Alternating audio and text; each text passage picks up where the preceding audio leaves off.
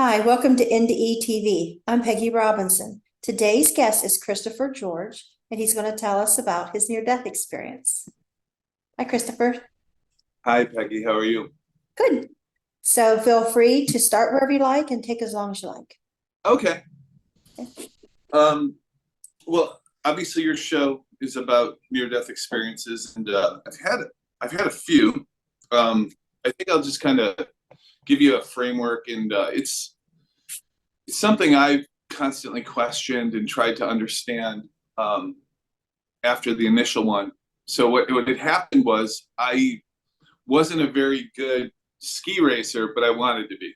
So, like in most sports, some people are just naturally really great at something. I didn't have it, but I passionately wanted to be better. So in high school, to make the ski team, it's kind of like going to an amusement park and having to like be taller than the stick in order to get on the ride. And for me, that was having to be able to run through the gates. So gates are like they're bamboo sticks that go in the ground, and you navigate through them, and the fastest person through the course wins the cup or wins the prize or the medal. So I was training at night on a hill here in Holly, Michigan, Mount Holly, which is really not much more than a glorified garbage dump. We don't have, but we lived a few miles away. I remember my mom would have to drive me. She'd drive me, drop me off, give you $1 for fries, and pick you up. But I was out there 9, 10 o'clock at night under the lights, and I was sitting at the top of there's a big metal auger that you can use to plug a hole in the ice in order to put the bamboo gate in. So if you've gone down and knocked it down, you got to stop and fix it. So I was fixing one, and my buddy Sean was with me. We were both running through the course, and I stopped. I picked up the spade, and then all I really remember was what sounded like an explosion. Someone who had never skied before, it turned out, I don't know, because I was out of it after that, came down the hill and hit me in my head like a catapult slammed into the ice. And this was before we wore helmets or there was any of that kind of precautionary measure. And my head hit I just remember it sounded like a bomb going off when my head hit the ice. And it began I would say the most painful maybe week and a half in my entire life. I remember the searing pain. You know, it turned out that my head and my brain was swelling, and they took me by ambulance to a hospital. And for the first, I think for just the first day, they medicated me. They put me in a scanner, and they were trying to decide where they're going to cut the entire top of my head off so that my brain could expand, right? And I could even hear them in the room trying to discuss it, but I couldn't move. I was in a pretty deep state. Now, I don't know if that was medically induced from the medicine. By the way, I'm very sensitive to any medicine, even a Tylenol or an aspirin sets me off. I can't really take medications to this day, but it was a massive closed head injury and insane amounts of pain. I could hear in the room, I'd phase in and out throughout the days. And I'd say probably on the second day was probably the worst. The pain was actually getting worse. I suppose as the brain and the inflammation was trying to sort itself out. What's really cool about the human brain and the liver is that there are two parts, you know, there's neuroplasticity in the brain, which there are ways that you can actually regenerate brain cells, and neurological endings want to repair. You know, we're in a repairing system, thank God. But nonetheless, I just remember being there in the pain, and I couldn't move, couldn't leave the body. Once in a while, I would moan, cry, shout out. But in life, I don't know if in your life, if you went back down your timeline, if you thought of like the 5 or 10 most horrendous experiences you had, it seems like that's when God, the gods, the angels, the mother, the father, whatever your belief system is always there to support you. And so my experience started I remember I was inside of my body and I was just like, God, I don't want to be here. I don't want to live. If this is it, take me, kind of a thing. And I mean, I was serious. And when we're dead serious, you know, when that alignment occurs, and as I'm going to tell, these experiences have returned, but it's always in that earnest where the keyholes align and your true self, your inner self, your thinking body, your ego, everything aligns and you can see through the keyhole. At that point, I just remember the searing hot pain in my brain, and even to this day, it comes back from time to time in small amounts, which is no fun. But I felt the presence of a male energy. And the only reason I say that is I don't remember, you know, looking or seeing a human or a being. I just remember moving up out of the hospital bed and sort of inverting and almost like standing inside of my laying body, if that makes any sense. And the drop ceiling. I remember the drop ceiling and some of the lights that were above. And you could hear the machines, and there was nobody in the room. And I move out of the ceiling.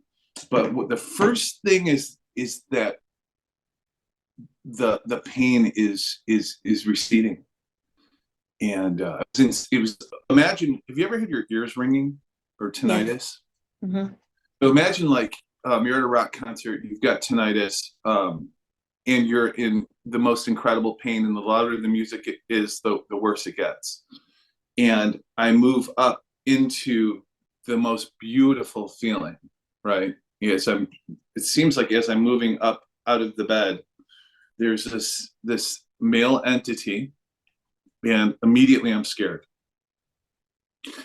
And it was kind of like seeing your best, oldest friend, and you had no anticipation that it was going to happen. You walk into a restaurant, and in 2 seconds, your heart opens.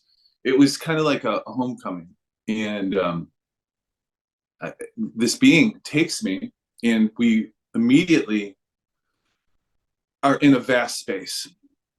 And I just remember that first period of time, however long that was my mind, my questions, my fears, and he so quickly brought all of my fears down, and all of my questions went away. And just an incredible feeling of, oh, like every answer to every question, kind of, there's this feeling. So in the space, maybe I'll describe the space. And I just remember looking off kind of to my left, and what you notice is that there's, of course, light, but it's not light in any sense that a human can understand it. The colors, the sounds, the ideas are all one. So as let's say, for instance, you hear sound. Imagine if you could hear the taste of pizza. The music and the light is actually information, energy in formation. And as the light touches you, you feel, sense, and know all that is. So I just remember, kind of like the way I would describe it is like looking at an X-ray, right? And you hold the X-ray up to the light, and in the X-ray, you can see everything that's not in perfect alignment. And just kind of like you hear the story of a life review. It's not so much a life review, is that the reality of what you've created karmically up until this point, maybe we'll use that word karma, but the reality of your energy battery and how much you've accrued inside of the battery, and everything that you've hidden, all of your darkness, all of it is in the X-ray. And when you shine that light of perfection through the X-ray, everything is obvious, right? So I just remember that humbling moment of standing there in the presence of this, we'll call it divinity, what is, and it happens to be light frequency, and being able to see exactly where I stood in relationship to it, and what you want with all of your heart and soul. When were you the most enthusiastic in your life as a child? You know, who knows? But that enthusiasm is what you sense and feel when you're staring into this vast allness, and you want to go closer. Everything inside of you is like, holy crap, I'm running close to the light. But it's almost like hitting a glass wall. You're only allowed to go so close to that presence based on what you've done here in the body. And that was made absolutely clear to me. And I don't remember if I had a moment there where they were saying you could stay or you can go back. I never even thought of staying, simply because I knew to go back into the body was the only chance I had at accruing more spiritual energy in my battery so that I could go closer into it there, because there was limitation. It was based on my own limitation, based on my decisions and all of the things that I had done, thought, felt, and resonated. And I don't know, it's kind of like, you know, they talk about a higher self. You know, we have ourselves. So Jesus, Yogananda, many spiritual beings have gone through this cycle and done it many times, and they're way showers for us. Beings that broke through their limitation, their self-imposed imprisonment, and raised their vibration and shared that raising of vibrations as they could. But nonetheless, the stories have been corrupted by humanity. But they were just showing that there's this potentiality of having, you know, he talks about the kingdom of heaven lies within, right? In that there's a part of us that's home there now, in that vastness, the void. And a part of it is dreaming and is here in a body. So I'm in the space. I remember one other thing also. I'm looking back almost into the darkness behind, and what I can see, almost like jellyfish, are legions of souls all the way through the light and all the way back out into infinite darkness. And the ones way in the back of the room are choosing not to look into the light. Somehow, I mean, it's every being's compulsion in all of creation is to enter into that light. But what I could notice and could feel almost like the loneliness of those entities that were so, if there was a race, you know, and there's turtles and there's rabbits there, and there's young people and old people, and everyone has to cross the 26-mile marathon finish line. There are beings that are way in the back, let's say the Hitlers and whomever, but all of it is a part of one entity, and all of it at some point will recycle into the light and then spit back out into the ignorance of the darkness, just to find its way and navigate its way through the labyrinth of life back to the unity, right? So it's a smart system. It's all integrated. And for whatever reason, we put on a helmet of ignorance when we come into the body. And it's our job to use our spiritual Windex to keep cleaning the layers of the onion so that we can have that keyhole alignment and still be in a body. Someone like a Jesus did that, but I think that there are people that are unnamed that have done it throughout all times, and there's no religion built around them, but it's all based on this fundamental truth of what we are. And so from that time to this day, I don't have a clear understanding of it. I'm constantly searching, and I have gone from class to class to certifications in healing. I could go on, I could list you a million things that I've tried, but never one thing has ever quite actually hit it. But I do run into people from time to time that have raised their vibration enough that just being in their presence, you can feel that unity and that healing. But so that whole experience, I was 15 years old. I remember I had to go back to school a few weeks later, and I had gaps in my vision. So I don't know if have you ever like stared into a light bulb and you see the light aura still on your eyeball when you walk away and you see the light. it's never gone away from then until now. I still have it from time to time. I experience migraine headaches, and I do a lot of things like biohacking wise to mitigate that. But I'd say that experience came with this resonant frequency. Okay. There's a feeling, and there's almost like a sound that I hear from time to time that can take me back to that essence, that feeling, that vibrational space of whatever that in between period, out of body, in body is.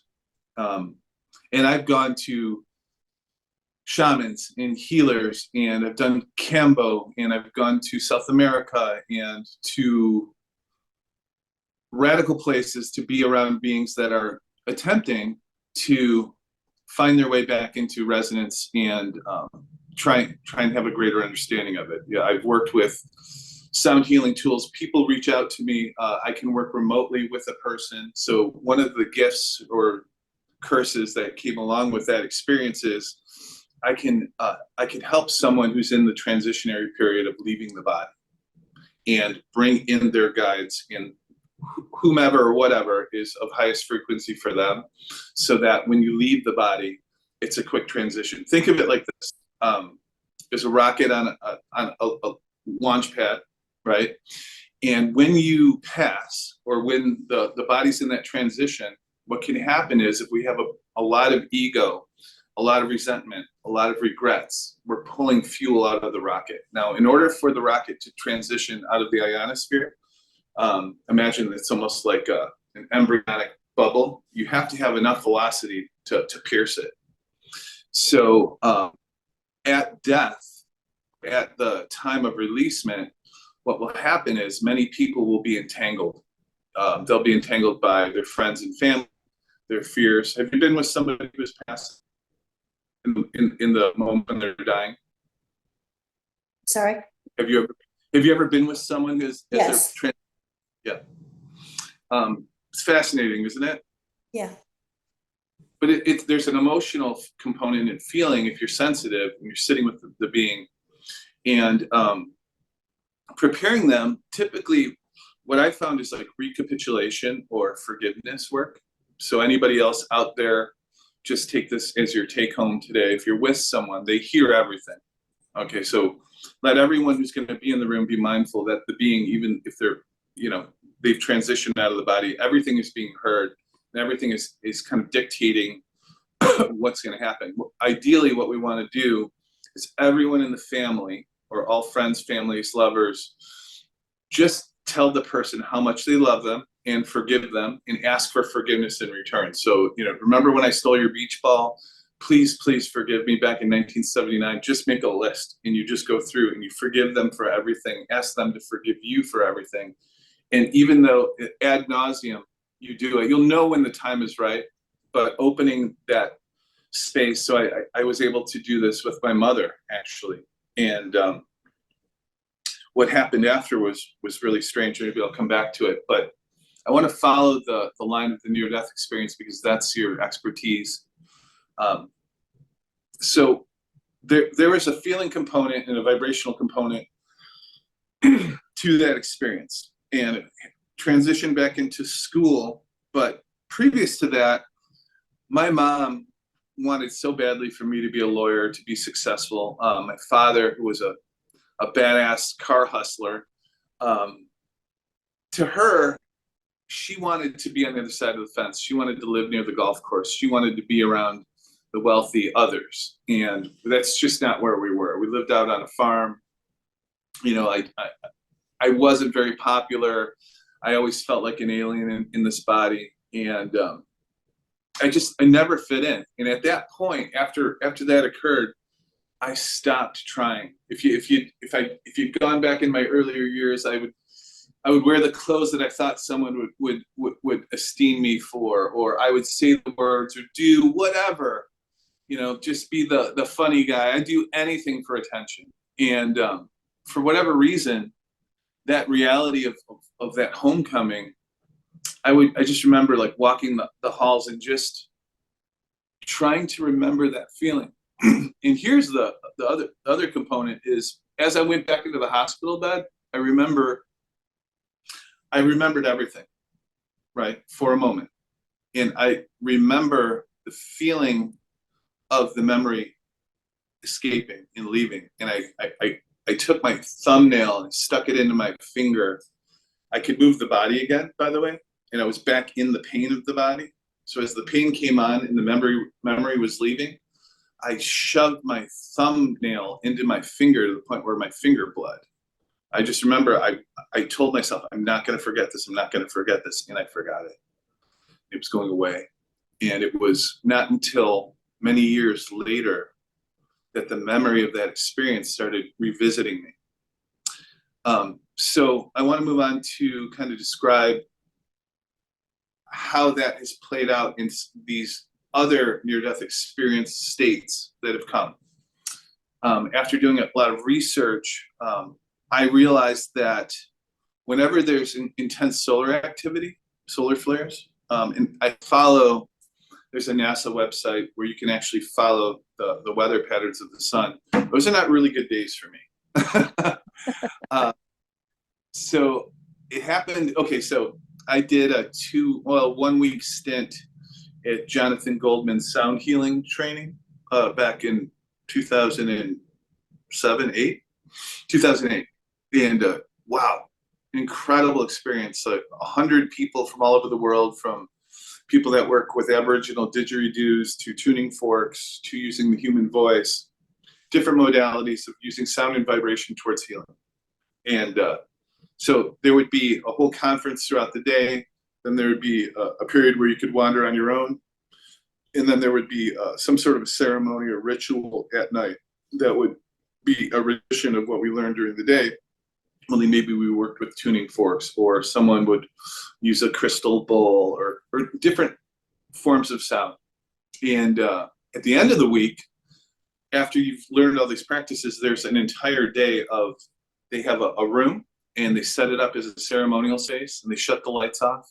And from 9 in the morning till 9 at night, you just go in the room and you sound, tone, chant, and sit. So I sat with that and did that throughout the whole day. And what happened was, I can only make an assumption here. So being in the presence of others at that high vibration, and my body not really being familiar with it, but experiencing it and toning and chanting all day long, what happened was at the end of the evening, everyone had gone. And I stayed and remained in the room. And I moved into that same exact space that occurred during the near-death experience. The vibration, there was a sound, I remember, and the sound was a light. And there was a feminine entity of some sort. I kept my eyes closed, but I could see through my closed eyes in the room, almost like I was sitting below an altar, and it was blue, and there was a being on the altar. And in the presence of this feminine Hathor-like energy, I was transported into a bigger and bigger envelope. And the resonance and the vibration came, and there's a very uneasiness, because everything that's out of resonance, that's in dissonance, it's in the face of that perfection, it rises up to be forgiven. And I just remember crying and releasing for, I think I was there all night. I literally could not move my body. And I got up at one point and wandered around the little town and was able to see or sense all of the people sleeping through the walls, the owl that was hunting in the field across the way, and the deer and the cougar up in the mountain. It was interesting. So that experience has revisited me multiple times. And so I went to Peru. I had studied Q'ero shamanism. And after a course of study, we went to Peru and we went to all the sacred sites. We would do a ceremony. No ayahuasca, no artificial drugs. It just simply, being in ceremony. And on one of the nights towards the end, here it comes again, I can hear the sound, and I can feel the light. And I'm laying in bed, and there's this uneasiness that comes over me as I can feel it coming. I remember walking to the bathroom, and there was a mirror and the lights were off. And I looked into the mirror and traveled out into space. And it happened again, that feeling of just not being in the body, that uneasiness with whatever part of me was not in alignment. And I think I stood at that mirror for what feels like an hour. And I was traveling out into the void. I could see the light again, but I was here in form. And it's happened several times since. One day I wasn't feeling very well. And I was at a candle shop, like a Wiccan candle store where the lady, she sells, dream catchers and whatnot. And there was a sign on the wall for Reiki, and I asked about it. She said, well, I'm closing up the shop and I'm available for a session right now. Would you like to try it? I said, hell yeah, let's do it. And so we went in the back room. She did, so with Reiki and healing, most people know about it, but what they're doing is there's a transference of energy, but there's a symbol. There are sacred symbols that they're visualizing, and they're sensing a color and a symbol and sometimes a sound as they're impregnating your energy with that symbol. So there are these like archetypal symbols. You've seen crop circles before, right? So it's a shape that actually represents a huge idea, but with a simple symbol, right? And what she was doing was, I have no idea what she was doing, but I just remember laying in the bed or on the table, and she was finishing up, and I thought, oh boy, here we go. And I could hear the sound, and I could feel the vibration, and I could feel it coming again. It was like, oh boy. And so I paid her, quickly got in the car, and I was going to begin driving, and in my mind, a voice says, we will drive us home, a collective. It's like, we will drive, okay. And so I'm hovering above the body, and I've got about 5 miles to get home safe. And I just remember how terrifically difficult it was to drive, being what felt like multiple things at once. And I got home, ran a hot Epsom salt bath, and I laid in the bath, and then the experience started again, where I was expanding. Only this time, I literally expanded out, and I was another person. It was a feminine entity, a person alive today. I remember it's a lady with a cell phone, and she's looking through her contacts, but now I'm in her body also, and thinking of her kids and her problems and her bills, and I expanded out into this person. And there's a sense of panic that happens because, there's a filter that keeps Pegi as Pegi and Chris is Chris, right? Everyone talks about the unity or the oneness. But I think this was an example for me to see that, and I call it the ice cube tray theory. In an ice cube tray, you fill it with water, right? And each one of the ice cubes one is Pegi, one is Chris, one's Jim across the street. But if you kept pouring the water into the tray, there's a little common sheet of ice that attaches all of it. And I think at some spiritual level, I know at some spiritual level, we are all of the ice cubes, but it's most beneficial for us to be in one body with one identity here as Chris and Pegi, because it allows us to stay in our lane, right? And beings like Jesus and Yogananda were able to raise up out of their ice cube tray and actually feel, sense, and be all of it.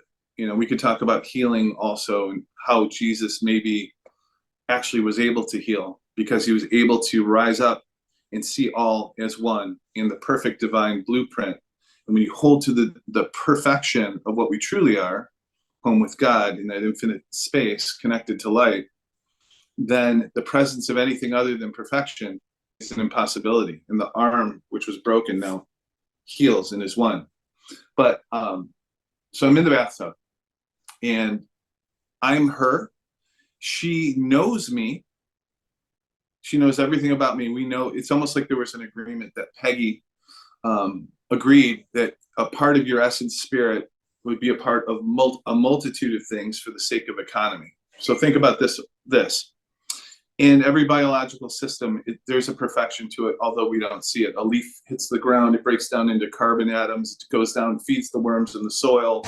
And there's a cyclical pattern of all these micro things that are occurring in order for the ones to occur. Same thing's happening with us spiritually, our spiritual energy, not the physical, which is also, we could talk about that, but that the spiritual is on this multi-layer playing field, and you don't always see how the butterfly's flapping of its wing actually causes a tsunami across the planet. But there's an interconnection, and it's almost so overwhelming to understand and know it all. We're only given a very small part of the understanding because that's all we can really handle. And I think as we do more of the spiritual cleanup, we can handle a little bit more, and more comes in jumps onto your plate. So how is any of this beneficial? Well, I think where we are humanity-wise, and we all know it, we can all feel it, we can all sense it, that there's a really important, interesting time that's right in front of us, you know, where we are, in, especially for the next 10, 15, 20 years here on the planet. We've seen the rollout of the viruses and the false flag operations, but there's something afoot right now that the reason why I'm speaking out and talking about the stuff, working on a book, is that ultimately we're all responsible for our home frequency, our home vibration. So the book that I'm working on is based on all these years of research on ways that we can reattune our own frequencies, raise our vibrations by whatever means necessary. And I think there's a real crux to this time. If you've ever heard of the teachings of the Law of One, or Ra, it's the channeled material. They talk about this harvest. They talk about, I would say from my perspective, there was a lot of enthusiasm to be in a body here and now. And I think that there was a very long line of beings that wanted to incarnate now throughout this period of time. There will be a condensation of life forms at some point here, where there'll be a lot less bodies to incarnate into. Is this stuff you were told or shown in your near-death experience, or is this through your research, or? It's an amalgamation of, I could go through like the different places I've collected it because from. you were talking about your near-death experience and you start talking about this, so I kind of got confused. Well, I feel that it's connected in that, with or without the benefit of a near-death experience as a guide, it's very important for each one of us right now to do the best we can to clean up our frequency, and simply just through forgiveness and release techniques, just going back, imagine if you had a master list of all the people that you've wronged or have wronged you, if you could go through and just pick the easy ones. And you've probably heard of Ho'oponopono. Nope. Which is, it's a release technique from the Hawaiian Huna shamans. No, I had a guy that was into that stuff before, and he tried explaining all that to me.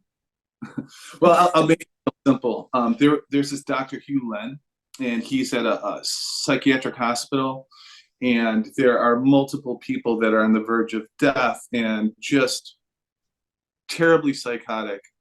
And he had a teacher, I think her name was Morna, and the ancient Hawaiians, what they would do in a tribe when two people would have an issue with each other, they would bring the entire tribe around the two people, and the two people would be forced to hold each other, hug each other for a very long period of time. And everyone on the outside of the group would forgive and release and ask for forgiveness of those two people. So they realized transpersonally that we are a group, and that they could actually interact with the energies by getting those two people to forgive and release each other, but all of the people in the group would also forgive and release. And what would happen is healing would occur. And there's in the 80s and 90s, the Secret comes out, and it's kind of referenced there, but it goes back to ancient Hawaiian tradition, where they realized that through constantly forgiving and releasing the past, energetically, we raise to a higher vibration and healing can occur. And Dr. Hugh Len would, in his mind, go from patient to patient and look at the paperwork and just forgive and release and love. They'd say, I love you, please forgive me, thank you. But very simply, he would forgive and release on the patient, and that patient would heal and get better. And they closed that section of the psych ward because all of those people got better. And simply because we're actually connected via consciousness, and that these near-death experiences in and out of bodies, there's a connectivity to that greater consciousness, and it must be available here and now. And I feel that for humanity, it's such a simple, easy, easy teaching of just returning to love and forgiving and releasing that we forget it. But it's very beneficial to every single person out there, because the more we watch the news and get scared by what you're reading on Facebook, and it's all going into your consciousness. Every movie you watch, every time you say something negatively about yourself, there's a reticular activating system in the brain that's constantly trying to fix and amend what we're feeling, sensing, and being, for our own protection. But sometimes fears and negative patterns almost give us a sense of identity. Sometimes people get sick and they need to identify as the sick person because it gets them the attention that they need. So there are these unhealthy ways to do it. There are healthy ways to do it. So the repetition of mantras and my mind don't work like that. I'm like, well, you have affirmations, right? You are you gonna wake up? I mean, what's your other NDEs? And my mind, I've had other guests like this, and my brain feels like it's just squeezed. Like I don't, I want to say you people, like you live and breathe this stuff, but then there's some of us that don't. And when you talk like this, like you might as well be talking Chinese or German or something, because you know what I mean? I don't connect to any of these theories. I'm so sorry, but I'm like having excruciating pain in my head. Like, I don't know what's happening here. I can't visualize. Like I visualize, like when somebody tells me their story and I visualize, and when you start talking in these theories, and I call them theories, I can't see it. I have no frame of reference. And so okay, so this is a good teachable moment for both. I don't want to learn. Okay. I don't want to learn. Please don't make me so that's where sound comes in. So with sound, you don't have to know. You just have to experience, right? You've heard a beautiful song before? Are we frozen? What? You've heard a beautiful tone before, right? Just want to know what happened to your NDE. I really don't want to hear about these theories. I don't mean to be rude, but if you knew what my head was feeling like right now, like, okay, I was this way in college too. Like I'm sitting there, I'm taking notes and I'm visualizing. And when they start talking theories, I understand. I'm gone. Do it. Please don't ask me to do it. My brain does not do it. I have to visualize. And you're talking about vast theories. Okay, you're talking about stuff you have decided that this is the way the world is. This is the way the world works. And my mind works in, okay, you went to the store, you picked up your keys, you went in that door, you went out that door, and your NDE, I can follow along, because I've had NDEs. Like you saw this, you heard that, you learned this. Okay, how did you learn it? Did they tell you this? Because we get into this a lot. Actually, I'm going to say during people talking about their NDEs, and they're like, so therefore, I'm like, wait a minute. What did Jesus say? What did God say? What did you get a knowing? Did you get telepathic? How did you know this? Are we talking about something you learned at a retreat now or learned in a book? Because I'm lost. I'll be honest. Okay, so that's fine. This is a great teachable moment. But There you go again. You're going to continue exactly how you've been doing, aren't you? You're going to continue. what I'm trying to explain is that the NDEs, in having that experience, led me to try and simplify things so that I don't feel exactly what you're feeling right now. I'm trying to put the theories out there because I tried to understand it and I don't get it. But I simplify things with sound. So as I use sound and I just feel the moment, right? Because truly it allows you to, you can't think of anything else. And in those NDEs, you're in the moment. You're for the first time in your whole entire life. There's no past, future. I know. And sound is the one way that simple humans and animals are able to feel that presence. But I'd like for you to tell me how you know this. Did you learn this from your near-death experience? This is called a crystal bowl. No. This will explain it. This will explain it. This will explain it. All right. This is called a crystal bowl, and it makes sound. He's not going to stop. It makes sound, right? So we can theorize all we want about aliens and near-death experiences and all these things, and once again, it's overwhelming. But my point being is that through being in presence in the moment and sometimes using our voice to calm us or pray or make a sound, all of the theory goes away and we have an experience. You can feel the sound. That's according to you. Did you learn it in your NDE? Well, yeah, because the vibration that I'm trying to explain occurred in the NDE and all of the other ones since. And there's always a tonality or a sound at the center point, and then this feeling of the presence and this feeling of this otherworldliness kind of comes with it. So yeah, there's always sound and vibration with it. So in my NDE, I absolutely experienced that, and there are visualizations too. But the point is, how is it helpful to us here now in having this conversation? Clearly, it's overwhelming if I try and explain it at the level that I've tried to understand it. But if we simplify things by using sound and tone, for me, has been the way for me to let that cloudiness of all of that context go away and just be in the presence and to feel that presence. Sound does that for me and for most humans. That's how we're created, you know. So special sounds like this. Check it out.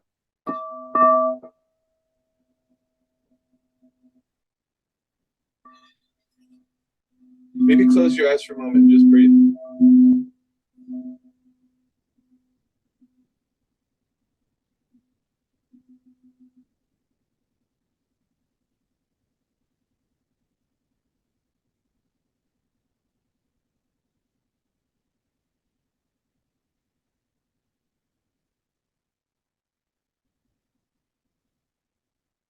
So just beautiful tones can bring on that feeling of the vastness of what we are.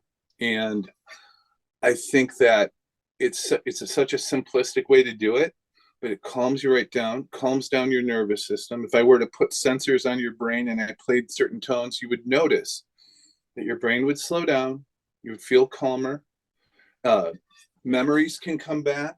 It can help with the brain and generating the proper circuitry in the brain, and it helps human health, because ultimately you want to know about the near-death experience, but we want to discover something about it that it's such a mystery. Every person that probably you've spoken to has a slightly different variation on their story. I'm sure there's some commonalities too, but for me, I'm just like, how can I take that experience and then help someone else to have a deeper understanding and to go closer to the light also?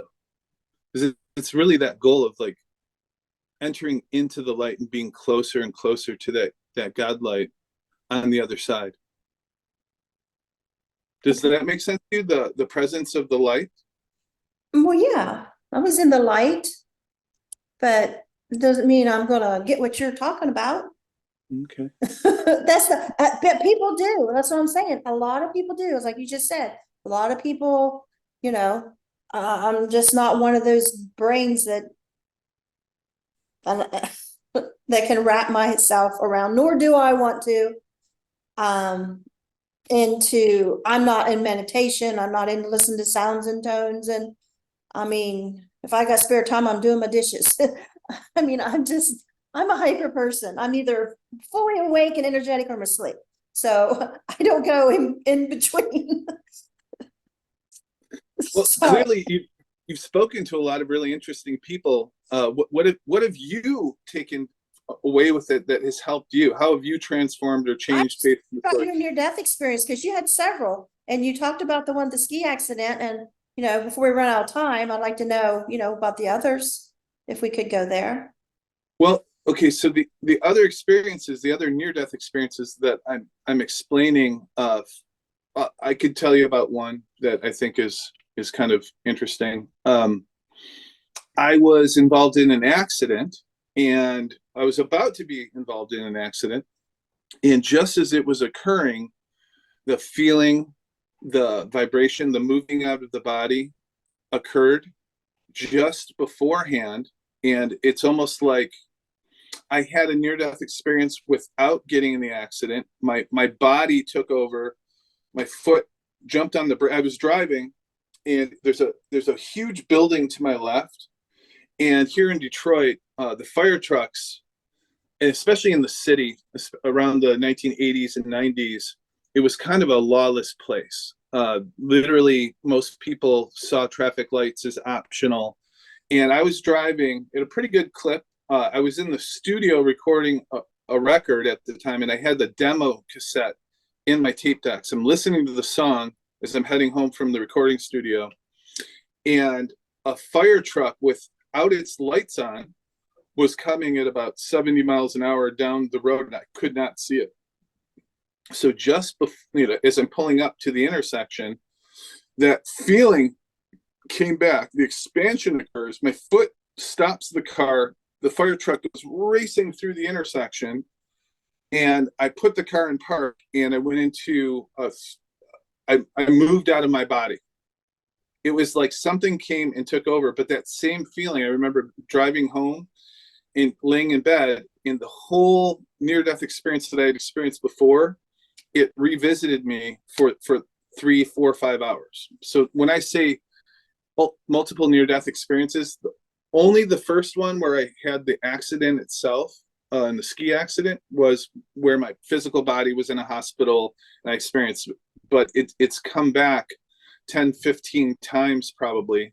And I correlate it with, believe it or not, sunspot activity. So when the sun has a solar flare and it comes to Earth, for whatever reason, since my first NDE, I experienced something quite like the NDE, but I'm here alive in my body. It's strange.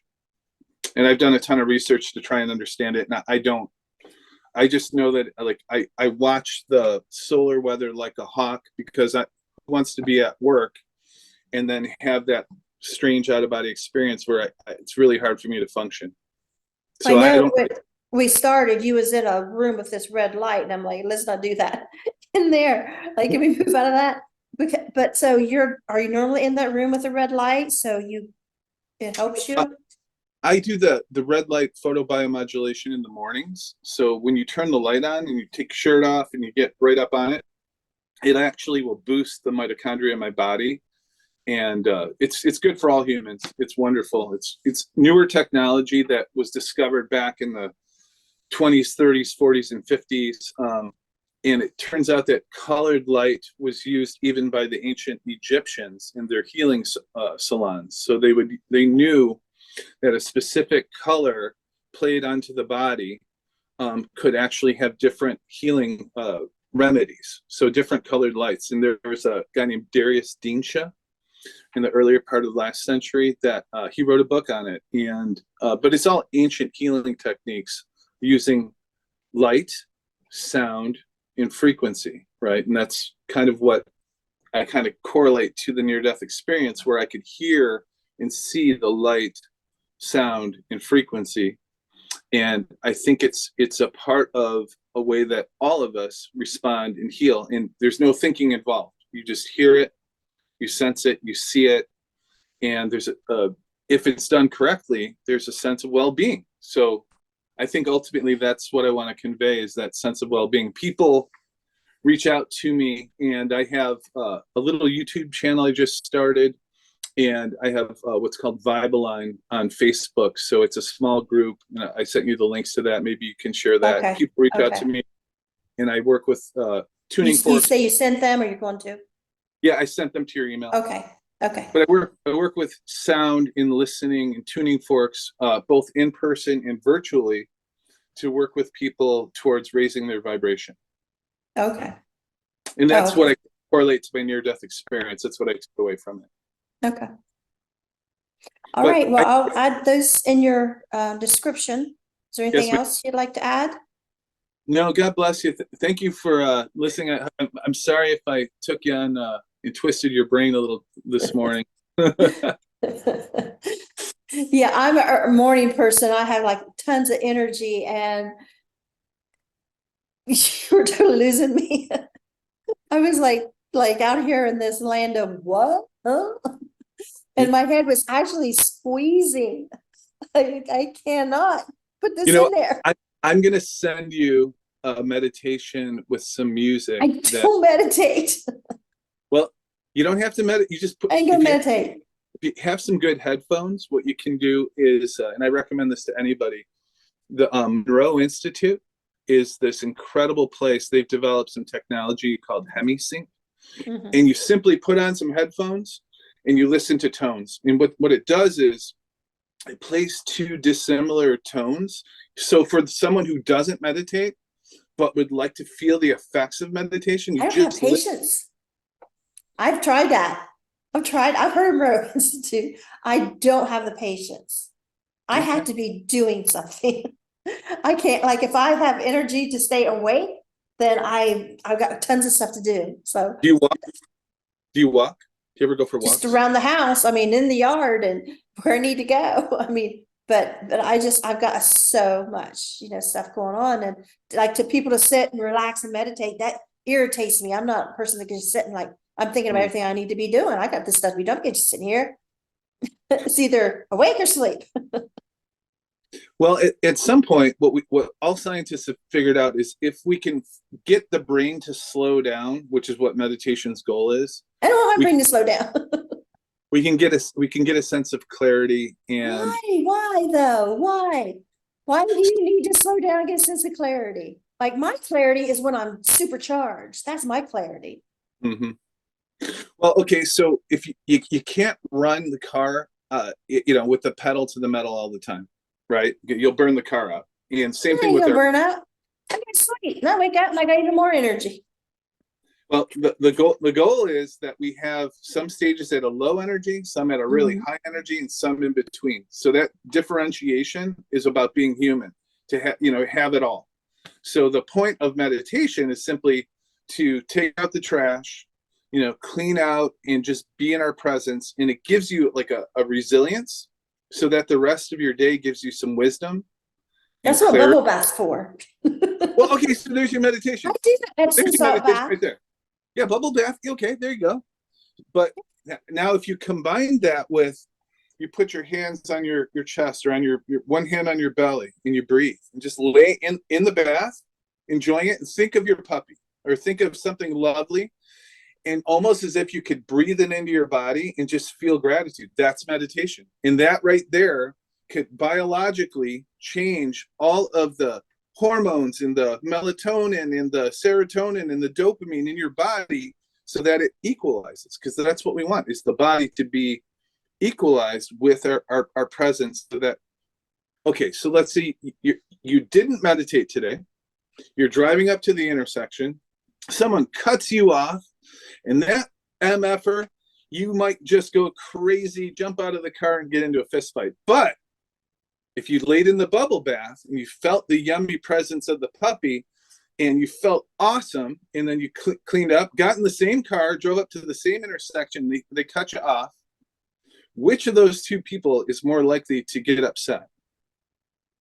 Probably the first one, because you didn't give yourself the resilience of the meditation. I'm not the type person to go postal, so. Where are you at? What, are you down south? Huh? Where do you live? Ohio, Southeast Ohio. I live in the country. It's so beautiful there.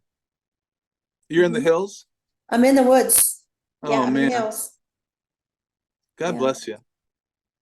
Well, I'm gonna let you go. Thank you for having me. I hope I didn't confuse you too much. You're wonderful. And No, I mean, I have NDE friends that talk like you do too, and they talk about the Reiki, whatever that is, and they talk about meditation and like. But I know there's a ton of people into it. And a lot of people that watch this will be like, Peggy, you need to be open-minded. I'm just saying, some of us just don't think like that. And most of the people I know or I live around, family, friends, they would have no idea what you're talking about either. And this is foreign. A lot of people don't realize this is foreign to us. And well, it's not something we want to learn and not something we want to adapt. But it's into our life. It's curious that you started an interview channel with people that have had transcendental experiences that are super. Here comes the judgment. Here comes the judgment. I'm going to get action. This is a lesson that you've really wanted to work on, and I think I commend you, because like you're expanding and growing way more than you would ever have thought. It's wonderful. It's all part of the master plan. But at the same time, realize that on the flip side of the coin, that people that are into these meditations and what you're into, a lot of them are, that watch this channel and others like it, not all of us want to have any desire to meditate or to learn this stuff. Well, they're not alone. Everyone feels the same way. But what happens is either it's forced upon you, meaning something terrifically bad can happen so that you have an awakening experience, and then you have a YouTube channel. Right? Bad's going to happen to me because I don't meditate. I pray. The lessons learned are driving. God. It is an intentional. And when I pray, I get that knowing. I get assistance, I get grace, I get guidance, and that sustains me. To sit there and not talk to anybody and let my brain go numb, that's a waste of time in my mind. I ain't got time to sit here and not think about anything. So when not talk to anybody. So when Jesus is in the garden and he's praying, right? His friends are waiting for him somewhere else. You're trying to change me. What do you think was going on with him? Who is he praying to? God. Well, he's not going, Really? Yeah, really. He's talking to God. He's talking to the Father. Okay. So have you experienced that yourself? What? Talking to God? Yeah. Do you like the same? Long. Right. So there's your meditation. You're already doing it. Well, but it's not what you're doing. It's exactly what I'm doing. Okay. It's the same for all of us. When you talk about the benefits for you, so you don't go postal, so you don't, I mean, that's part of prayer too. So like that you're not able to act in a bad way. But when you talk about these other, the melatonin and this and that and the other, I don't think you have to know what the biological response is, but your body's automatically healing and doing that when you're meditating or praying, or maybe just like I said with Jesus, he's sitting in the garden. He's bringing the presence of the kingdom of heaven within. It's exactly what he told us to do as a master, and we have to just take his role model and emulate it. So maybe it's just prayer. If you're Christian, it's a rosary. You're Catholic, but it's that repetition over time that actually changes our biology. And and it can be done a million different ways. And I just find that sound is the easiest way to roll back out of the ego and just be in your centered place. That's all I'm suggesting. So that can be done by anyone, anywhere. But You know, sometimes singing a song to a savage animal will calm it down. And sound is the easiest way, without trying to lay out a religion or a belief system on something, just using tone and sound to calm us. And that is beneficial to the human body. But I got to jump, going back to work. Love you. God bless you. Have a great day.